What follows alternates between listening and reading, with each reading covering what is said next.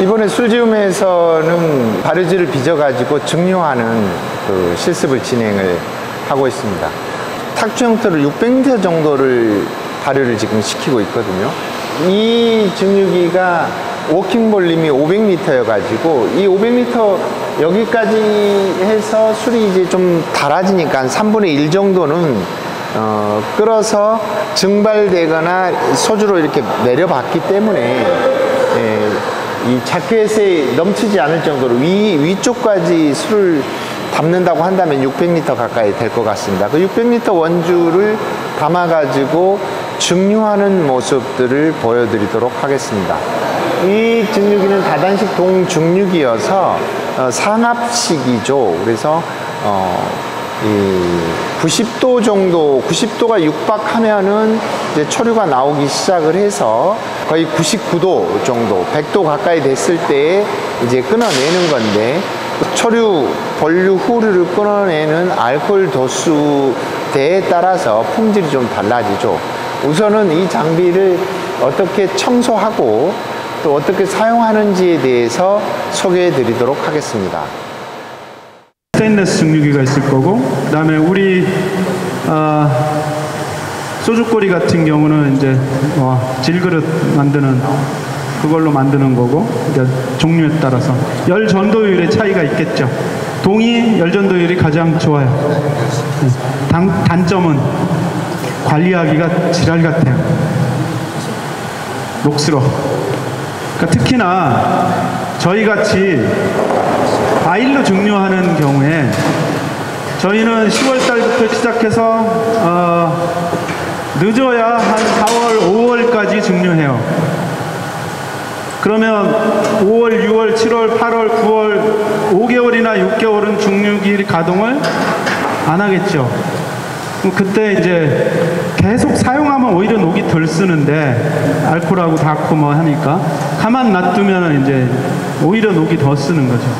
그러면 이제 한 5, 6개월 안 쓰다가 쓰려고 보면요, 이렇게 문지르면 그냥 녹이 엄청 쓸어있죠. 그 다음에 이 칼럼에 파랗게 동록 쓸어있고, 그래서 이제 개량화된 동증류기도 보시면 이 팟하고 헤드하고 타워는 동으로 되어 있는데 그 윗부분은 스테인리스로 되어 있어요. 자, 여러분들 증류주 공부를 할 때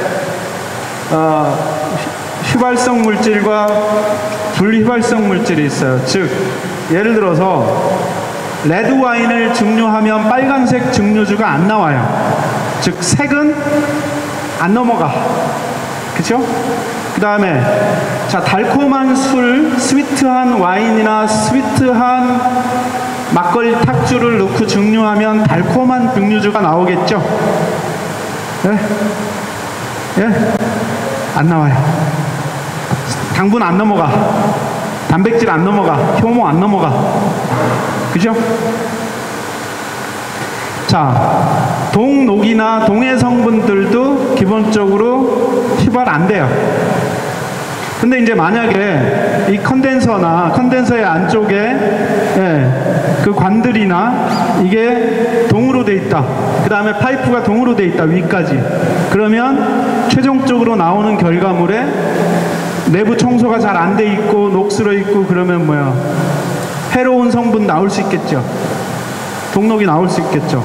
그러니까 정말 자주 청소하고 단식의 경우에 이렇게 구멍이 큰 경우에는 닦을 수 있고 이렇게 자주 관리하면 동으로 돼도 상관없는데, 이런 경우에는 그렇게 관리 못해요. 그러니까 자, 위에 최종적으로 증기가 가는 곳은 스테인리스로 하는 게 좋다. 그리고 저는 요즘에 이제 그런 생각도 해요. 이 팟까지도 스테인리스로 하는 건 어떤가? 일단 청소하고 이런 부분이 너무 어려우니까. 그래서 헤드나 타워에서 충분하게 동을 입힐 수 있게, 아니면 뭐 한 칸 정도에다가 동을 쪼개가지고 집어넣어서 올라가면서 동의 접촉을 충분하게 더 하게 하든지, 그게 더 효율적이지 않나 이런 생각을 해요. 짐바스켓처럼 차라리 여기다가 동을 조각조각해서 채워. 굳이 이거까지 비싼 돈 주고 동으로 할 필요 있나 이런 생각까지 들어요. 제가 사용해본 사람 입장에서 무슨 얘기인지 이해하시겠죠? 자, 재질에 따른 분류가 그렇고요. 자, 그 다음에 자, 이거는 뭐냐 하면 쉽게 얘기해서 우리가 댐 건설할 때, 그죠? 단순하게 홍수 예방만 목적으로 하거나 농업 용수를 목적으로 하는 단순한 목적의 댐이 있는가 하면 발전도 하고 전기 발전도 하고, 그죠? 다목적이죠. 이 다목적 중류기라고 보시면 돼요. 다목적. 그래서 자, 단식은 주로 뭐냐면 끓어서 바로 컨덴서로 연결되는 것들을 단식이라고 그래요. 그게 이제 대부분의 위스키 증류기들, 그 다음에 샤랑떼 증류기라 그래서 꼬냑 증류기 방식들이 다 단식이에요. 자, 단식 증류는요, 위스키나 꼬냑 같은 브랜디 만들 때 사용하는데 반드시 2번 증류를 해요. 2번 증류. 왜냐하면 원주가 도수가 낮아. 여러분, 증류라는 건 그거잖아요. 막걸리나 맥주나 와인 같은 도수가 낮은 술을 끓여서 물과 알코올의 끓는 점의 차이를 이용해서 먼저 날아간 알코올을 식혀서 독한 술을 만들기 위한 게 증류의 원리잖아요. 자, 그런데 프랑스 꼬냑 같은 경우는 발효해 놓으면 7도, 8도밖에 안 돼.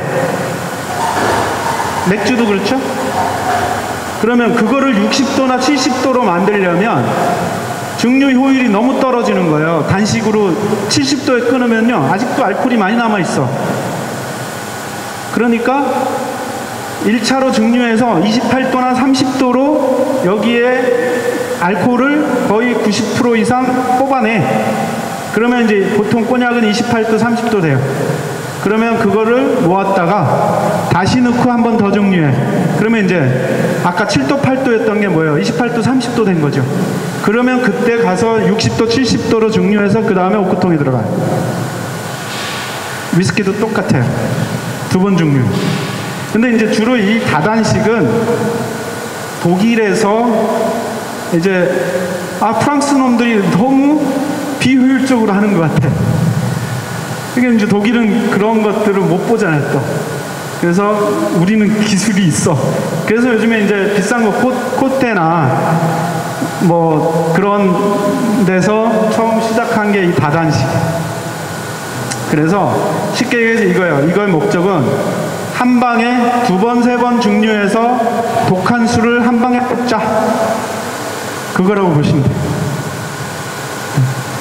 그래서 자, 가열 방식에 따라서 이건 중탕 방식, 그 다음에 우리 소주 끓이는 직화 방식, 그 다음에 단식이 아닌 이거는 다단식. 연속식하고는 다른 거예요. 이걸 연속식이라고 하시는 분인데, 연속식은 아르마냑이나 주정 뽑을 때 그렇게 하는 거고요. 이거는 연속식 아니에요. 다단식이라고 하는 거예요. 이거를 타워 방식이라고 하기도 해요, 영어로는. 그래서 이거는 지금 4개의 칼럼이 있는 거예요. 그래서 이 단이 많을수록 더 농축도를 높일 수 있는 거예요. 그래서 이거를 무한정 높일 수 없으니까 2개를 하나 거치고 또 거쳐가게 2개를 놓는 경우도 있고, 그러면 더 순도가 높게 나올 수 있는 거죠.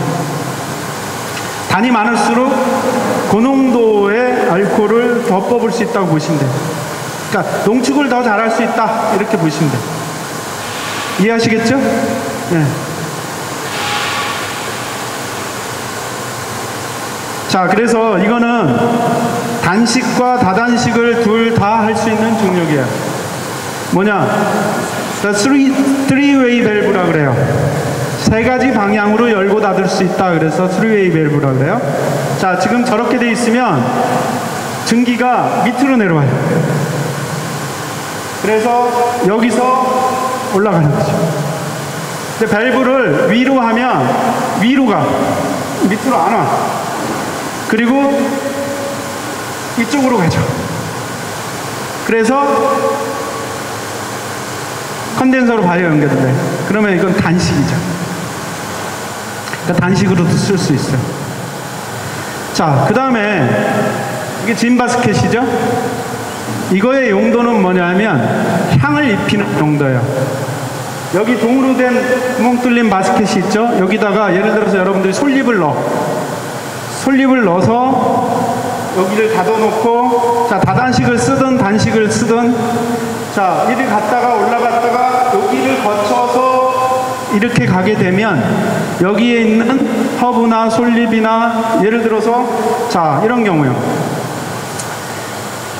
여러분들 저희 제품들을 마시는 소비자들의 그 항의성 리플 보면요, 왜 사과로 만들었는데 왜 사과 향이 진하게 안 나? 괴로워요. 저희 추사 40 만드는데 사과 4.7kg 들어갑니다. 여러분 미쳐버려요. 겨울철에 그 사과 세척하고 파쇄하고 즙 짜가지고 그거 발효시켜 중요함이 요만큼밖에 안 나와. 근데 사과향 안 나. 발효 증류 과정에서 향의 아로마의 손실이 굉장히 큽니다. 특히 발효 과정에서. 그게 정상이죠. 은은하게 나는 게. 저도 알아요. 한 방울만 넣으면 그거 검사해서 알기도 힘들어. 증거 잡기도 힘들어. 사과향 뿜뿜 나요. 청사과향 넣으면 돼. 그러면 예를 들어서 아까 외국의 위스키들 향을 넣는다고 그랬죠. 어떻게? 오크통 가리를 통해서. 그러면 예를 들어서 사과를 말려, 사과칩을 만들어, 또는 사과를 즙 짜고 난 그 건더기 있죠. 그거를 말려. 그랬다가 나중에 증류할 때 여기다 넣어. 그리고 증류하면 사과향이 입혀서 좀 나오겠죠. 그죠? 그런 방법도 있는 거예요. 그러니까 이게 뭐냐면 향을 입히기 위한 바스켓이에요. 이 진 바스켓이라고 그러죠. 그러니까 이거는 이제 여기를 거칠 수도 있고 안 거칠 수도 있고 그런 거죠. 그죠? 이게 다목적 증류기인 거예요. 이게. 자, 이제 요 증류기에 대해서 좀 설명을 해보면요. 워킹 볼륨, 이게 총 볼륨하고 워킹 볼륨이 다릅니다. 이 워킹 볼륨은 500리터 원래. 총 한 900리터 정도 될 거예요. 그 다음에 여기 선까지가 500리터 정도 돼요. 용량은. 자, 여기서 중요한 거 한 가지. 여러분들 술을 500리터만 넣어서 중류하면 될까요? 안 될까요? 이 선에 채웠어. 이게 워킹 볼륨이 500리터라니까 500리터만 채웠어요. 그래서 중류했어. 절대로 안 됩니다. 절대로. 여러분들 명심하세요. 증류할 때는, 자, 자켓이잖아요. 사실은 여기 그 보온재가 들어있어서 안 뜨겁지 안쪽은 열을 계속 가하고 있는 거예요. 여기까지가, 이 선까지가 불 떼고 있는 거예요. 근데 여러분 생각해 보세요. 냄비를 놔뒀는데 불이 옆에까지 가는 센 불이야. 거기에 조금만 넣고 된장국을 끓여. 그러니까 즉 요만큼만 된장국을 넣고 솥은 불은 위까지 올라오게 하면 옆에 테두리에 짜글짜글 끓는 테두리에 튀면서 눌어붙어요. 열이 가잖아요. 그러면 여러분들, 자, 증류 시작과 끝은 반드시 자켓 위에서 시작하고 자켓 위에서 끝나야 된다. 철칙이에요, 철칙. 자, 술이 없어서 요만큼 넣고 증류하다가 이제 마지막엔 이렇게 내려갔어. 그러면 요만큼은 뭐예요? 열이 가는데 술은 밑에 있잖아요. 여러분들 국이나 물이, 그러니까 찌꺼기 있는 뭔가가 담겨있는 상태에서 끓이면요 눌어붙지 않아요. 아주 걸쭉하지 않는 한. 그죠? 근데 밑으로 내려가서 화력이 옆에서 가한 상태면 옆에가 타버려. 여러분 알코올 도수제일 때도요, 증류기가 그냥 밑에서 열이 가하는 멘틀이면은 잘 안 타는데 이렇게 쌓는 거에다 넣어놓고 하면 옆에가 타버려요. 이 비커가. 그 원리랑 똑같아. 굉장히 이건 그러니까 뭐예요? 전통주의에서 얘기하는 화덕내 분래가 나는 이유 중에 상당 부분이 이거야.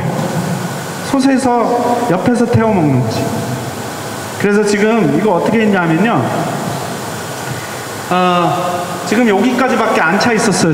여러분들이 어제 담아놓은 게. 그래서 지금 근데 여기까지 찰랑찰랑 있었죠. 와보니까 제가 물 부어놓은 거예요. 물이라도 부어야 돼요. 영양 없잖아요. 제가 나쁜 거 넣은 것도 아니고. 그죠? 물이라도 부어야 돼요. 그래서 끝날 때는 이 밑으로 내려가면 안 돼. 그거 한 가지. 네. 자, 부위별로 이제 이걸 솥이죠. 팥. 자, 솥 구조에서 그러니까 여러분들 증류기를 산다 설계할 때요. 이 매놀이 좀 위에 붙어 있어야 돼요. 이게 어떤 거 가보면 여기 붙어 있어. 그러면은 무슨 문제가 나는지 이해하시죠? 이 공간이 더 있어야 된다는 얘기예요. 그래서 저는 개인적인 욕심이라면 이것도 처음에 얘네들은 여기다 붙어 있는데 위로 올린 건데 차라리 더 위에 있는 게 더 좋아. 제 생각에. 그죠? 그 다음에 이제 이 부분도요. 이 타워에서 이 부분이 여기가 좀 더 올라가더라도 이 부분 정도에 있는 게 좋아요. 왜냐하면 여기까지 끌어서 여기서 열어놓으면 여기로 이 팥의 술들이 여기서 끓을 거 아니에요. 이해가 되셨죠? 그러니까 이제 이거는 뭐냐면 아주 도수가 7, 8도 정도의 낮은 도수의 술들을 증류할 때는 이제 이게 더 밑으로 내려오고 이게 있어도 맞아요. 왜? 증류되는 양이 여기서 넘어가는 양이 조금밖에 안 되니까. 근데 보통의 예를 들어서 사과나 포도를 가당 안 하고 발효하면 7, 8도예요. 그런 것들은 예를 들어 요 정도면 적당한데 쌀 증류주다 그러면 조금 더 올라가는 게 좋을 것 같고요. 요 부분도 더 올라가는 게 좋을 것 같아. 지금 아슬아슬하게 찼거든요. 이거 잠겨 있어. 그러면 이쪽에서 분명히 끓을 수 있단 말이에요. 다단의 효과가 좀 상쇄될 수 있어요. 그러니까 그런 조그만 그 설계 또는 그 구조에 따라서 술의 품질이 굉장히 달라지고 증류하는 데 있어서 여러 가지 고려할 사항들이 생기는 거예요. 그냥 이런 거 그냥 사면 되는 게 아니에요. 내가 만들 술에 적합한 걸 사야 되는 거예요. 그리고 제조자한테 그런 걸 요구하셔야 돼요. 그냥 여기다가 뭐 추사하고 인쇄하는 게 중요한 거 아니에요. 공짜로 다 해줘 그거. 그러니까 요 맨홀 높이 하나 이거 하나 높이에 따라서 술의 품질이 많이 달라져요. 이해하시겠죠? 네. 그 다음에 이제 이거 어니언 헤드라고 헤드 여러 모양이 있죠. 자, 그 다음에 이제 타워인데 타워의 구성 보면은 고전적인 독일의 증류기들 같은 경우는 캡이 하나 삿갓 모양으로. 그래서 때로는 내려오는 거를 그 삿갓에서 술이 떨어지게, 그러니까 비등점이 높은 것들은 떨어져서 그 삿갓으로 떨어져서 냉각되면서 응축이 좀 더 일어나도록 뭐 그렇게 설계된 것도 있고 다양해요. 최근에는 캡이 많아요.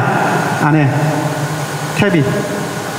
그래서 증류된 알코올이 여기서 쭉 올라가게 돼 있는 게 아니라 자, 한 단 한 단 올라갈 때마다 뭐예요? 쉽게 안 올려보내는 거죠. 몸살을 하게 만드는 거죠. 그래서 캡으로 씌워서 증기가 이렇게 올라가서 쭉 올라가는 게 아니라 막혀서 다시 이렇게 했다가 올라가고 또 올라가서 또 부딪혀서 올라가고 뭐 이런 식으로 두 번, 세 번 증류하는 효과를 내는 방향으로 돼 있는 거죠. 그래서 어떻게 보면 네 번 증류하는 효과를 뭐 낼 수도 있는 거죠. 네 번 실제로 열을 가하는 건 아니지만. 자, 그 부분들이 이거하고도 관계가 있습니다. 이건 뭐냐면 단마다 여기서 못 올라가고 떨어지는 것들을 다이렉트로 그냥 내려와서 솥으로 들어가게 할 수도 있고 단마다 머무르게 할 수도 있어요. 그러니까 솥으로 바로 떨어뜨려 버리면 좀 더 증기가 빠른 속도로 올라가겠죠. 근데 단을 지금 막아진 상태일 텐데, 막아지면 캡까지 자글자글 잠겨요. 바로 솥으로 들어가지 않고. 그러니까 거기서 한번 증기가 올라와서 거기서 끓어서 또 날아가고, 이렇게 그 과정이 거치는 거죠, 어떻게 보면. 그러니까 저는 좀 이제 그 해보니까 큰 차이를 못 느껴서, 근데 이제 크면 차이가 좀 느껴질 것 같아, 단수가 많아지고 그러면. 그래서 조금 시간이 걸리더라도 좀 고농도로 볶거나 천천히 하고 싶으면 잠궈 놓고 쓰고, 빨리 하고 싶으면 열고 쓰고, 뭐 이런 것들이 있어요. 이 밸브 차이. 그 다음에 이제 뒤에 보시면 각 단마다 CIP, 이것도 마찬가지로 CIP가 있고요. 끝나고 난 다음에 쫙쫙 뿌려서 청소할 수 있는. 자, 그 다음에 일반 단식 증류기는요, 컨덴서가 하나예요. 하나. 근데 이 다단식은 요 위에가 컨덴서가 하나 더 있는 거예요. 식혀주는 부분. 그래서 저게 핵심 포인트예요. 특히 후류에서 점점 알코올이 도수가 낮아지잖아요. 그러면 단식은요, 예를 들어서 처음에 뭐 90도, 80도 이렇게 나오다가 70도 그래프가 이렇게 떨어져. 알코올 도수가 처음에 높게 나오다가 이런 식으로 떨어져요. 근데 이 다단식은 이 위에 컨덴서 조절을 잘하면, 예를 들어서 70도나 80도로 꾸준하게 유지되다가 갑자기 떨어지겠죠. 그러니까 뭐예요? 높은 도수의 술을 한 번에 뽑을 수 있는 거예요. 왜? 최종적으로 여기서 뭐 85도나 이렇게 맞춰놓으면, 80도나 85도로 맞춰놓으면 비등점이 높은 것들은 다 떨어져 버려. 그러니까 그런 거 아니에요. 알코올 도수가 낮은 이유는 나중에는 물하고 알코올이 붙어서 많은 양의 물이 이쪽으로 나오니까 도수가 약해지는 거 아니에요. 그러면 여기서 걸러내버리는 거죠. 쉽게 얘기해서 고등어랑 멸치가 있는데 위에서 멸치만 통과할 수 있는 그물을 딱 설치해 놓고 고등어들을 다 밑으로 떨어뜨려 버리는 거죠. 그게 뭐예요? 그 그물 역할을 하는 게 뭘까요? 온도예요. 그래서 여기서 온도를 조절함으로써 순도를 조절할 수 있겠죠. 즉 물을 아주 정밀하게 온도를 그러니까 보수적으로 낮게 책정해 놓으면 물은 다 떨어져서 다시 솥으로 들어가고, 예, 알코올 가다가 알코올만 가고 또 물 떨어지고 그럴 거 아니에요. 그러니까 다단식의 핵심은 바로 이 타워 끝 위에 있는, 예, 컨덴서요. 저는 처음에는 가동하지 않습니다. 후를 끝날 때쯤. 처음에는 알코올 세게 나오는데, 그렇죠? 아니면 초류 받을 때만 잠깐. 그리고 본류 나올 때는, 예, 왜냐하면 속도도 중요하니까.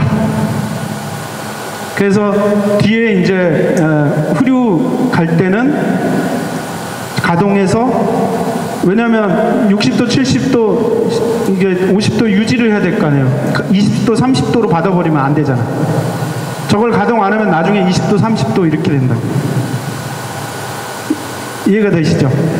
그러니까 단식에서는 여기가 예를 들어서 알코올 도수가 15도로 나온다, 20도로 나온다, 뭐 그때 끊는다 그러면 다단식에서는 뭐 40도나 이때 끊어요. 그것도 그러니까 농축된 도수니까. 그게 이제 타워가 가지고 있는 기능들이에요. 그 다음에 이제 짐바스켓 밸브의 작동에 따라서 쓸 수도 있고 안 쓸 수도 있고, 타워도 마찬가지고. 그 다음에 이제 컨덴서 있고요. 자, 컨덴서는 식히는 거잖아요. 냉각수를 어떤 거를 쓸 거냐, 이게 되게 중요하겠죠. 자, 수돗물일 수도 있고요. 지하수일 수도 있고, 또 칠러에서 냉각시킨 냉각수를 쓸 수도 있고. 그러면 이제 겨울 같은데 뭐 옆에 냇가에 물이 충분하다. 그러면 그거 빨아들여서 하면 전기세도 안 들고 펌프값만 있으면 되죠. 그 지하수 풍부한 곳이다.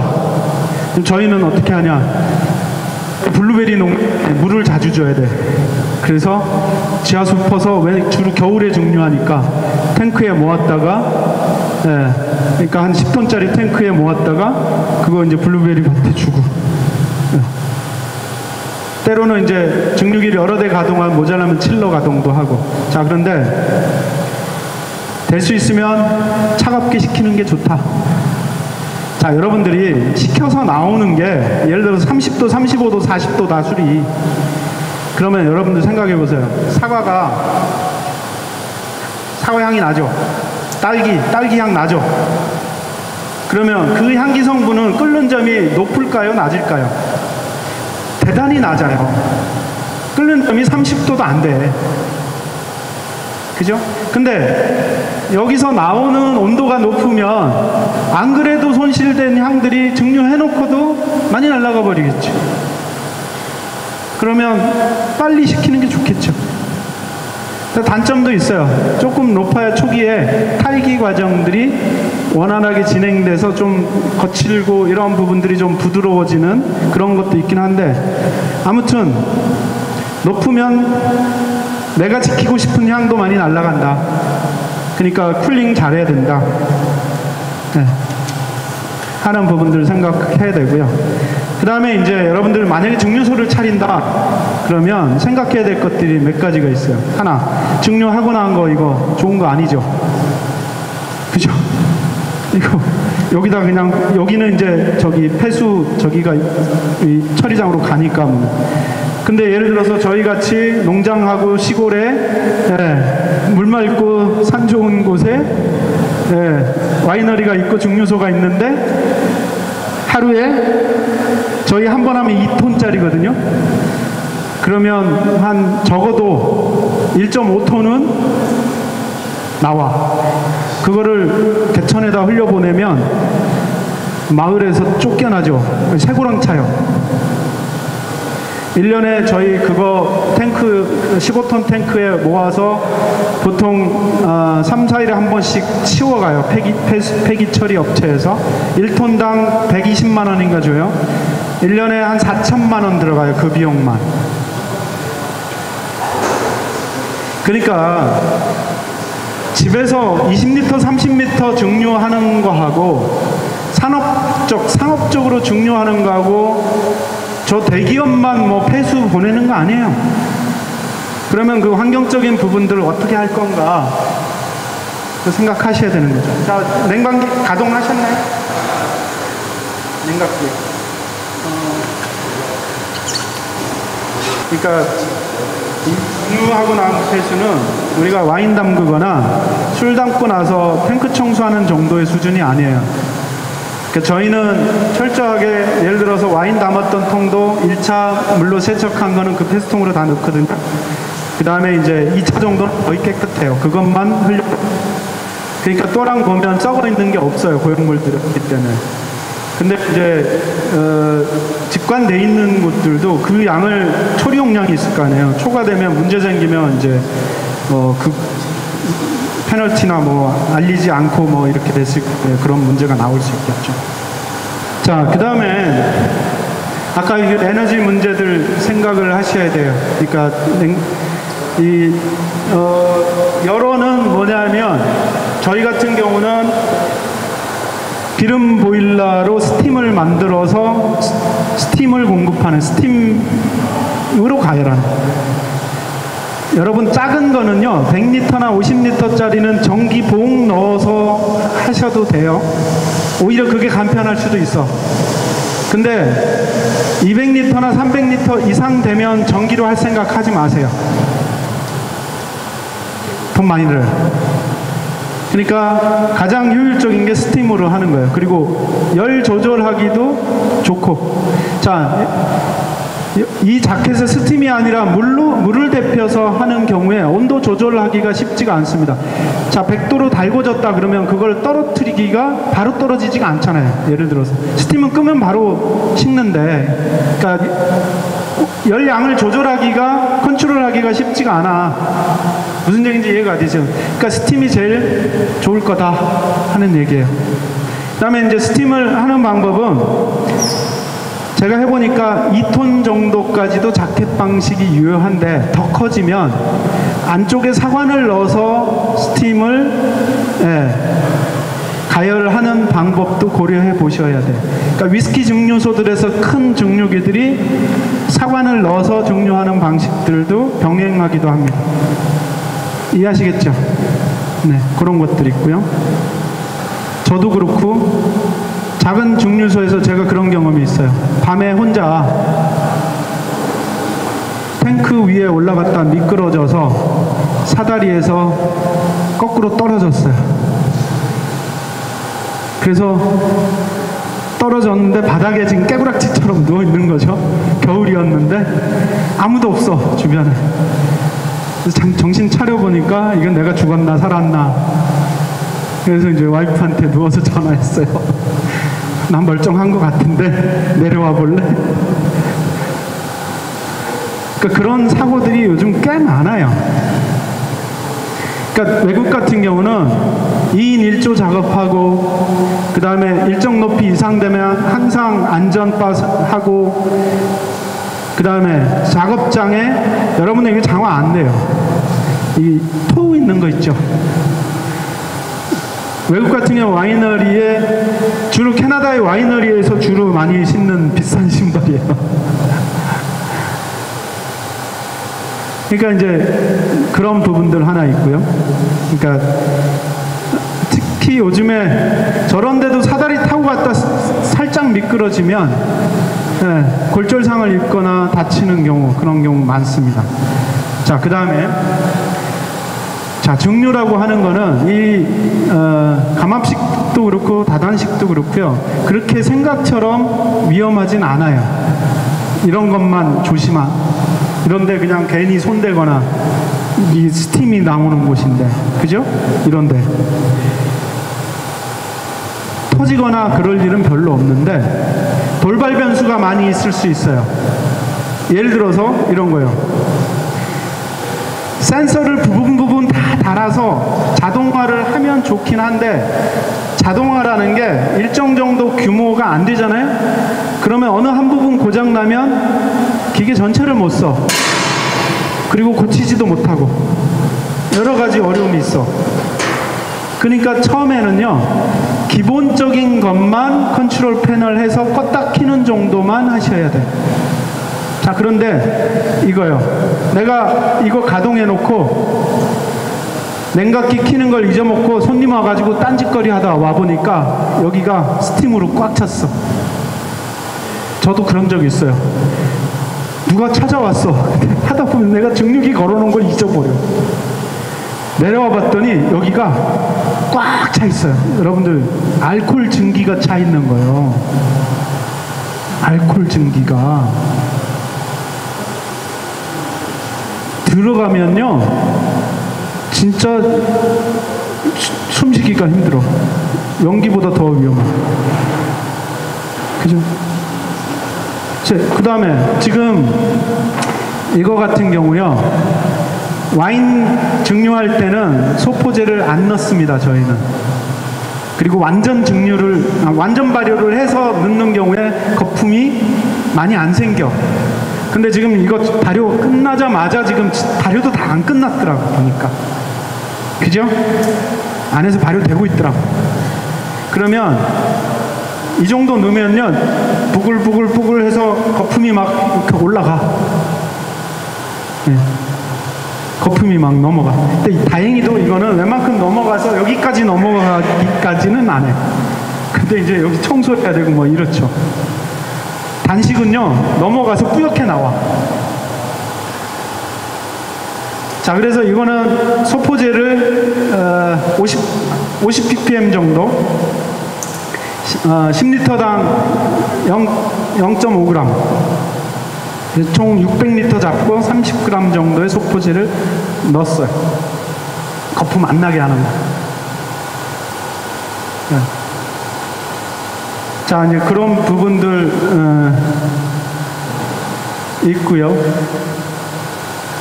지금 이제 슬슬 80도 정도 되죠?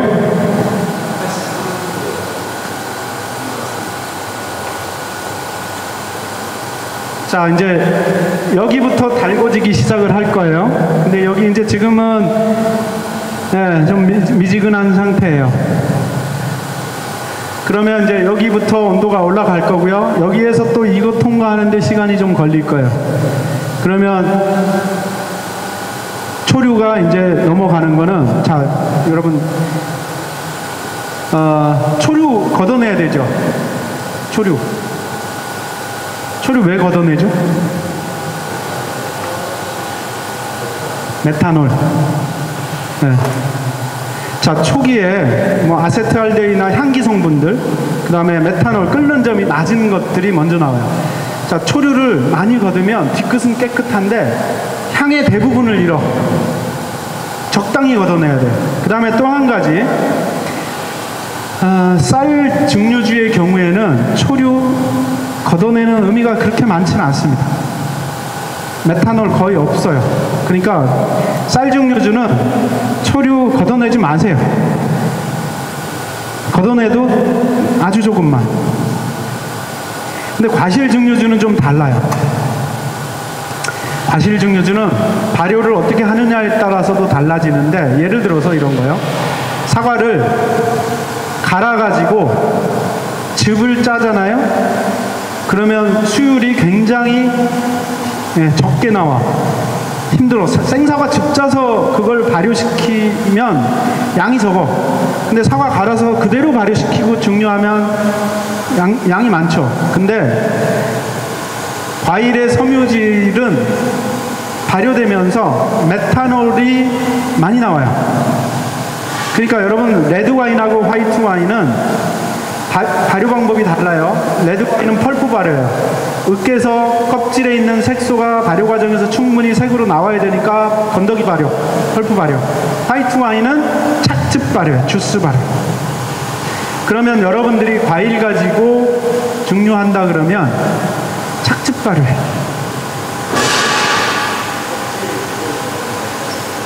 네, 메탄올이 많이 나오게 되죠. 자, 그런데 이론적으로는요, 이렇게 끓이면, 자, 에틸알콜, 우리가 술에 있는 먹는 알코올은 78.4도, 5도에서 끓죠. 메탄올은 64도 정도에서 끓죠. 63.5도, 7도, 뭐 압력에 따라 좀 다른데 보통 64도에서 끓어요. 그러면 이론적으로는 뭐예요? 메탄올 먼저 날아가죠. 그래서 초류를 잘 걷어내면 1%나 3%를 걷어내면 메탄올이 제거되겠죠. 근데 제거 안 돼요. 자, 한번 나와보세요. 자, 제가 에탄올이고 메탄올이야. 이 안에 들어있겠죠? 자, 70도가 됐어. 그러면 64도가 넘어갔으니까 메탄올이 나 갈게 그러고 먼저, 빠이빠이. 이게 이론이죠. 그죠? 근데 이리 와보세요. 가고 싶어. 가보세요.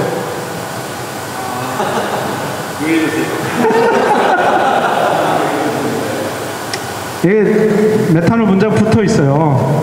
안 떨어져. 그러니까 뭐요? 메탄올만 따로 먼저 분리가 안 돼요. 이해가 되시죠? 그러니까 그러려면 진짜 천천히 발효시키고, 그러니까 열을 천천히 가하면서 하거나, 아니면 2번 증류하면 좀 나아질 수 있죠. 아니면 발효 과정에서 메탄올이 생성이 안 되도록 하셔야 돼. 네? 발효 과정에서 메탄올 안 생기게 해야 된다고요. 그러니까 뭐예요? 착즙 발효 해야 된다고. 근데 쌀 증류주의 경우에는 메탄올 생성이 거의 없어요. 자, 그 다음에 또 한 가지. 단식 증류주의 경우에는 1에서 3% 정도 초류를 분리해야 어느 정도 그런 숙취 성분이나 해로운 성분들이 제거가 돼요. 자, 근데 이 다단식은 뭐냐 하면 여기까지 올라가는 놈들도요 되게 선발된 놈들이야 처음에. 그죠? 굉장히 소위 말해서 빠른 놈들만 올라간 거예요. 나머지는 뭐야? 떨어지고 올라가고 떨어지고. 여기서 이제 아까 붙어 있다가도 아이씨 너 먼저 가 그러기도 하고. 그러니까 다단식에서 여기를 통과해서 나온 놈은 뭐예요? 정예부대야. 그러니까 뭐예요? 단식에서의 1% 3%면 다단식에서는 0.5% 1%만 걷어내도 된다는 얘기예요. 다단식에서 3% 걷어뒀다 그러면 향 다 없어져. 이해하시겠죠? 그러니까 다단식에서는 과실주라 하더라도 초류 걷어내는 걸 좀 줄여도 된다.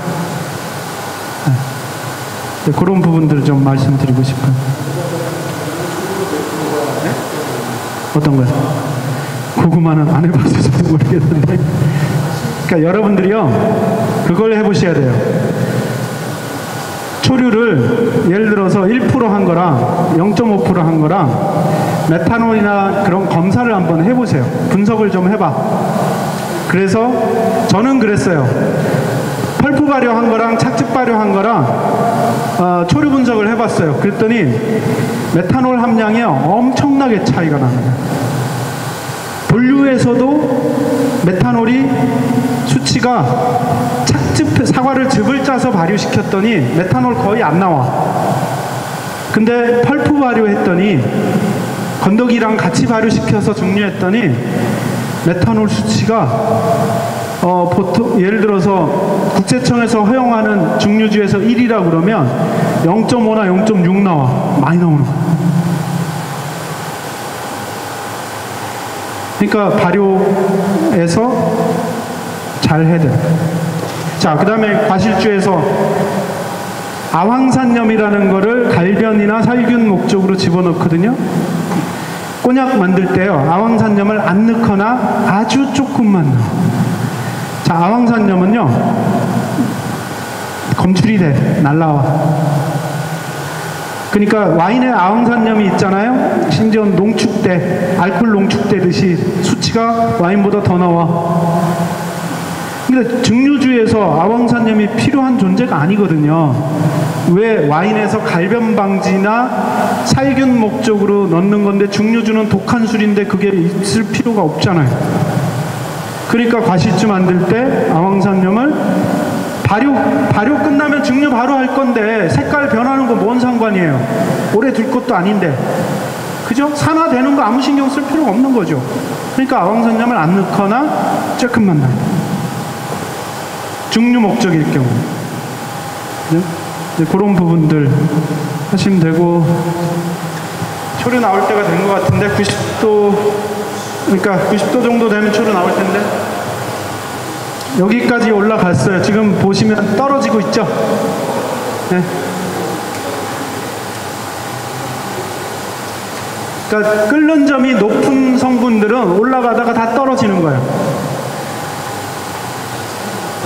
일단 이제 소형의 경우에는 작은데 이렇게까지 해놓을 경우에 그 열 손실이나 하는 부분에서 잘 안 올라갈 수도 있고요. 그러니까 이렇게 구불려놔서 열이 작은데 이건 열이 공급돼서 충분하게 이게 열이 공급이 돼야 돼. 그러니까 뜨거운 증기가 계속 가야 돼요. 자, 이 파이프의 기능은요, 지금 여기 술이 떨어지고 있죠. 술이 아니라 이제 물 성분들이나. 그럼 여기 모일 거 아니에요. 다시 들어가야 돼. 근데 술이 여기까지 차 있어. 그러면 이건 못 가잖아요. 요 정도 있으면 얘가 떨어지는데. 그러니까 이게 조금 더 위로 올라가 있으면 더 좋다 이거죠. 자, 그 다음에 또 한 가지 알려드릴게요. 저희가 이제 지금 가지고 있는 감압식 증류기에 채택하고 있는 방법인데요. 스팀 자켓을 둘로 나눴어요. 반씩. 그래서 스팀 공급을 자켓을 위아래로 구분해서 밸브를 달아놔서 처음에는 둘 다 가동해. 그래서 술량이 적을 경우에 위에를 꺼. 그리고 밑에만 떼. 그러면 술이 줄어들더라도 눌어붙고 타는 부분들이 덜 할 수 있죠. 그죠? 그럼 만들 때 자켓을 구분해 가지고 하시면, 그리고 뭐요? 이거는 이제 솥에다 국 끓이는 형태고 밑에만 열이 가는 거예요. 그러면 아예 처음부터 그렇게 하면 좀 더디긴 하겠지만, 여러분들 증류라고 하는 건 성질대로 빨리 한다고 좋은 게 아니에요. 그렇다고 너무 늦으면 안 되지만, 그렇게 끓이면 조금 더 아까 소위 분리가 더 잘 돼. 천천히 그렇게 하게 되면. 그러니까 이제 증류기 설계를 할 때 스팀을 구멍 2개만 해놓고, 자, 이런 거요. 지금 일로만 들어가잖아요. 그죠? 그러면 하나 더 해서 여기는 칸으로 막아 넣는 거죠. 그런 것도 좀 생각해 봐야 될 부분들이고. 보통 처음에는 1차에서 한 85도나 이쯤 되면 초류 나오기 시작할 거고요. 그러니까 이제 90도 정도 아래로 유지되는 게 좋을 거고, 1차 컨덴서는. 나중에는 이제 2차 컨덴서도 근데 93도, 95도까지 2차 컨덴서에서는. 예, 모든 냉각수는 밑으로 들어가서 위로 나오죠. 자, 이제 이게 스팀이 공급되는 거를 왜 이렇게 U자로 해놨냐면요. 이거는 저 체크 밸브라고 하는 거예요. 원주의 온도에 따라서 열고 닫고를 조절할 수 있는 밸브야. 그래서 내가 원주를 예를 들어서 90도 이상 끓이고 싶지 않다. 그럼 90도 되면 얘가 닫히는 거예요. 스팀이. 그리고 예를 들어 그 편차가 예를 들어서 뭐 85도 되면 다시 열리고 자동으로. 열고 닫고 온도 조절을 해놓은 거예요. 그런데 하다 보면 이런 자동은요, 고장 날 수가 있어. 근데 내가 오늘 증류해야 되는데 체크 밸브가 작동을 안, 이거 고장 날 수 있거든요. 그러면 수동으로 해야 될 거 아니에요. 그러면 요거 열어서 수동으로도 할 수 있게. 그러니까 자동만 해놓으면 고장 나면 방법이 없어. 이해하시겠죠? 저 냉각수도 마찬가지예요. 저쪽에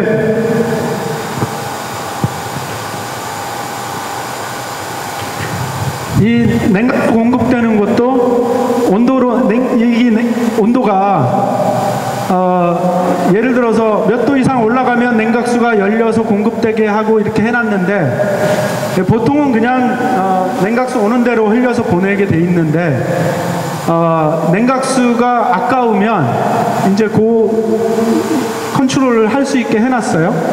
근데 이제 역시 고장 날 경우에 이게 중단됐다, 증류 중인데, 그러면 뭐요? 수동으로 해서 냉각수 공급해줘야 되죠. 증류 중에 큰일 나죠. 어떻게 보면. 그러니까 여기도 그렇게 이중으로 해놓은 거예요. 이건 참고로 저희도 이렇게 안 해놨어요. 그러니까 이제 저게 단식의 경우에는 다 넘어갔어요. 벌써 증류되고 있을 거예요. 근데 여기서 지금 쉽게 얘기해서 몸살을 하고 있는 거야. 그 다음에 이별의 과정들을 겪고 있는 거예요. 성분들끼리. 그죠? 여러분들 이거는 그랜드 피아노라고 생각하시면 돼요.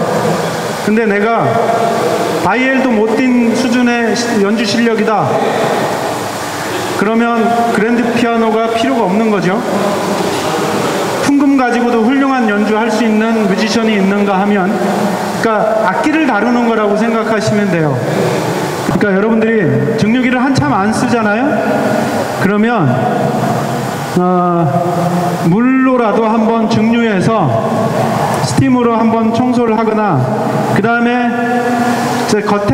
겉에하고 안쪽에 녹이 쓸거나 그러잖아요. 그러면 3% 구연산 3% 정도를 해서 CIP를 하거나 이렇게 한 다음에 하시면 좋죠. 자, 그 다음에 여기 보시면 이 탱크는 CIP 탱크예요. CIP 탱크는 뭐냐, 청소 탱크인데 이 컨덴서에서 나오는 물은 80도 정도 돼요. 온도가 뜨거운 물이에요. 그거를 여기다 모아. 그 다음에 여기는 보통은 그러니까 초류, 후류, 본류, 본류통이 커요. 아니면 뭐 똑같게 되는 경우도 있고. 그래서 예를 들어서 초류 받는 경우에 이제 술 받을까요? 자, 그러니까 이제 맑아질 거예요.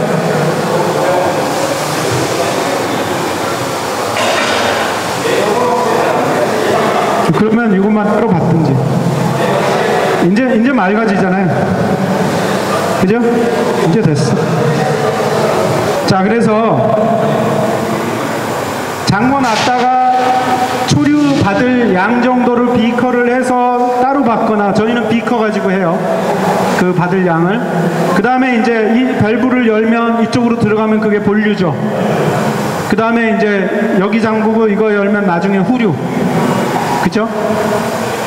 그 다음에 요거는 이제 여러분들 여름 같은데 초파리 같은 거 들어가지 않도록, 이게 0에서 100도짜리 주전기예요.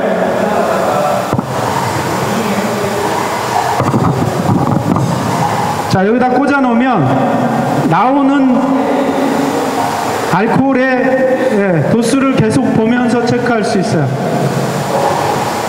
그 다음에 이제 시료 채취도 이 밸브 열면 할 수 있고. 자, 여기 열면 그냥 이런 통에다 받을 수도 있고. 그러니까 굉장히 편하게 만들어진 증류기예요. 제가 쓰고 있는데, 그러니까 요즘에 문제이기도 해요. 왜냐면 너도 나도 다 똑같아. 자, 오전 수업은 일단은 여기서 마무리하고요. 이거는 이제 지켜보는 거예요. 계속. 또 뒤에 후반부에 또 중요해요. 중간에는 계속 그냥 있는 거예요. 그런데 여러분들이 증류할 때 자리를 떠나면 안 돼. 아까 돌발 변수들이 나올 수 있어요. 그 다음에 자, 증류 환경이요, 폐쇄되고 환기가 안 되는 공간에 증류기 있으면 절대로 안 돼요. 뭐냐면 알게 모르게 증류 과정에서 나올 수 있는 유해한 성분들이 있어. 기화된 성분들이. 근데 그거를 밀폐된 공간에서 계속 몇 시간 동안 맡고 있다 보면 알게 모르게 기관지나 폐나 이런 데 영향을 줄 수가 있어요. 그러니까 환기가 잘 돼야 돼. 이거 명심해서 들으세요.